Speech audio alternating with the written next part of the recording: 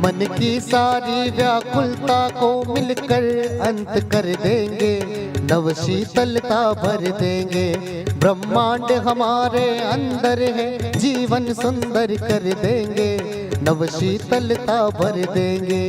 आज जो बात मुझे किसी ने कही वही 12 महीने पहले कहते तो मैं बहुत व्याकुल होता। 5-4 घंटे मन में विचार चलता, इन्होंने ऐसा क्यों कहा, इन्होंने मेरे को कटु वचन क्यों कहे, ये व्यंग्य क्यों किया, ये मेरी हंसी क्यों उड़ाई। और 12 महीने में ऐसा क्यों हो गया महाराज? ध्यान योग की कृपा हो गई। ध्यान तो करना ही होगा महाराज। हाँ, मनसा वाचा कर्मणा, अपने आप को शुद्ध रखने के लिए ध्यान योग बहुत जरूरी है। हाँ, मन की शुद्धि, पवित्र शुद्धि। निर्मल मन को नहीं बनाएंगे तो किसको बनाएंगे? मन से वाणी और वाणी के बाद में मन से कर्म। ये चश्मा कभी दादाजी के पिताजी के कह के मारो चश्मो टूटी गयो, तुरंत लावजो, देर मती करजो। आप रे बच्चा रे सूट भली 2 दिन देर आवे चालेगा, पर आप रे पिताजी री आंगली पकड़ना आप महाराज बड़ा बिया हो। पिताजी रे यू मती कीजो, मैं तो भूली गयो, मैं तो भूली गयो, मैं तो भूली गयो, मती कीजो। शाबाश। जहाँ बात मीठी वाणी की आ रही है, जहाँ बात मितव्ययिता की आ रही है, तो हमें सहसा याद आप आ जाते हैं वे शब्द जो स्वर्गीय श्री रतनलाल जी डिडवानिया साहब के श्रीमुख से निसृत हुए थे। नारायण सेवा परिवार को आपका जो आशीर्वचन मिला था, आइए श्रवण करते हैं उनके शब्दों का। मेरे मन में नारायण सेवा संस्थान के प्रति पूरी आस्था है, ज्वाला जलती रहती है कि किस तरीके से यह संस्था आगे बढ़े और इन गरीबों का, जिनका कोई धनी नहीं है, उनका कोई कल्याण नारायण सेवा संस्थान की तरफ से और कैलाश मानव की तरफ से होता रहे। परमात्मा की कृपा है। पूज्य रतनलाल जी बाबूजी साहब इस नारायण सेवा संस्थान में आपसे ने 2 हॉस्पिटल बनाने की कृपा की। Didwania Ratanlal Charitable Hospital sector number 6 में और सेवा तीर्थ में। आपको नमन करते हैं, अंतरिक्ष आपसे आशीर्वाद दे रहे हैं। आपके सुपुत्र विमल जी, कैलाश जी और प्रकाश जी को और पूरे परिवार को नमन करते हैं।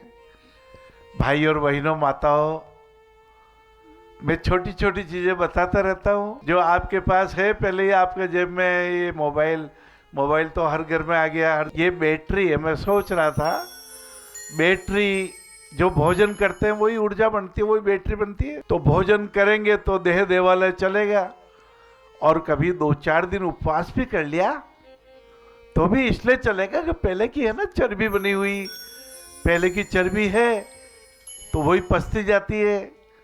हम थोड़ा वजन कम होता जाता है, अच्छा रहता है। हाँ, मोटापा तो एक बीमारी है। और इसी मोबाइल में बैटरी के अलावा एक शक्ति और है, उसका नाम है सिम। और ये सिम नहीं हो तो मोबाइल रूपी शरीर बेकार है, इसका कोई महत्व नहीं है।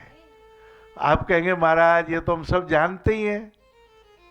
लाला बाबू, भाइयों बहनों, हमारा धर्म है कि हम शीतल रहें, मस्तिष्क ठंडा रहे, पैर गर्म रहे, पेट नरम रहे और माथा ठंडा रहे। इसीलिए कम खावे, गम खावे, नम जावे। और जिस वृक्ष की जड़ें गहरी नहीं है, जिसकी कृतज्ञता नहीं, जिसकी पावनता नहीं, जिस मनुष्य में सरलता नहीं, हाँ, कि वो अकड़ के रहना तो मुर्दों का स्वभाव है। झुकता वही है जिसमें जान है। झुकता वही है जिसमें जान है, अकड़ कर रहना तो मुर्दों का स्वभाव है। अकड़ बढ़िया, अरे अकड़ी गयो अकड़ अमचूर हो गयो। के कई ने राम जी को समझा ही नहीं। सोचा मैं कहूंगी विद्रोह हो जाएगा, लक्ष्मण जी राम जी के पक्ष में खड़े हो जाएंगे, कहेंगे भरत का राज्य नहीं चाहते, अयोध्या में मारकाट बच जाएगी। पर ऐसा नहीं हुआ। लक्ष्मण जी ने देखा श्री राम भगवान के चेहरे पर तो कोई विषाद ही नहीं है, कोई दुख ही नहीं है, कोई तिरस्कार नहीं है, कोई ईर्ष्या नहीं है, कोई राग नहीं, कोई द्वेष नहीं। एक पंक्ति आती है राधेश्याम रामायण में, प्रजा, प्रजा को बड़ा, जैसे ही सुना उनको बड़ा दुख हुआ प्रजा को। अति विषाद बस लोग लुगाई, गए मातु पहिरामु गोसाई। अति विषाद में प्रजा को लगा क्या हो गया, 14 दिन से उत्सव मना रहे हैं, हमारे राम भगवान राजा बनेंगे, सीता महारानी सिंहासन में विराजेगी, चक्रवर्ती सम्राट दशरथ जी की कृपा से राज्य का पालना करेंगे, कौशल्या माता, कैकेयी माता, सुमित्रा माता भी मार्गदर्शन देगी, राय देगी, मशवरा देगी, और ये रातों रात क्या हो गया। तो बहुत उनको दुख हुआ और राम भगवान वहाँ पधारे हैं कौशल्या माता जी का आशीर्वाद लेने के लिए।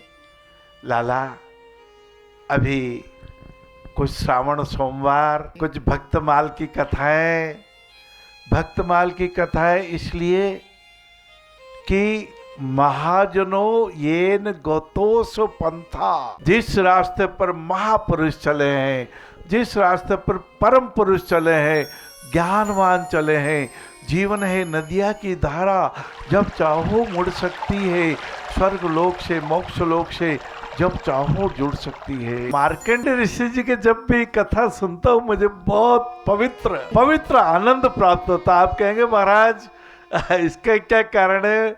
वजह कि 5-6 साल की उम्र में पिताश्री जी ने जो सबसे प्रथम 5 कथाएं सुनाई थी, उनमें एक मार्कंडेय ऋषि जी की थी कि उनके पिताजी ने बड़ी तपस्या की कि मेरे पुत्र नहीं है। प्रभु शंकर भगवान की बड़ी तपस्या की, शंकर भगवान प्रसन्न हो गए, महाराज जी मुझे पुत्र का वरदान दीजिए।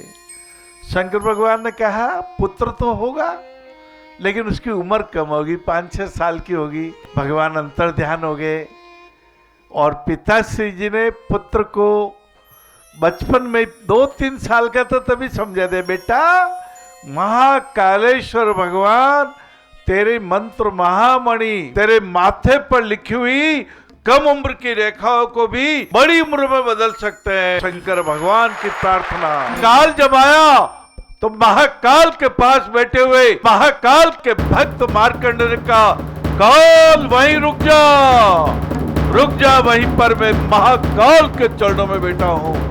शंकर भगवान प्रकट हो गए, काल को परास्त होकर जाना पड़ा और अमर ऋषि, कुछ अमर ऋषि हुए हैं, उसमें मार्कंडेय ऋषि अमर ऋषि है। और मेरे साथ तो ऐसा रोहित जी एक बार हुआ कि जब मैं वाराणसी हाजिरी देने के लिए मेरा सौभाग्य था कि बाबा काशी विश्वनाथ के चरणों में प्रणाम करने में गया, तो मुझे हमारे वहाँ शाखा के अध्यक्ष भाई साहब लेने पधारे अपनी कार लेके हवाई अड्डे पे, और वो उनका जन्म भी वाराणसी में हुआ, वर्षों से वहाँ है, छोटे से बड़े वहाँ हुए, लेकिन रास्ता भूल के एक दूसरी सड़क पे जाके, अरे मानव जी मैं तो आज भूल गया, बातों में ध्यान नहीं रहा, मैं तो मार्कंडेय ऋषि के आश्रम की तरफ आ गया।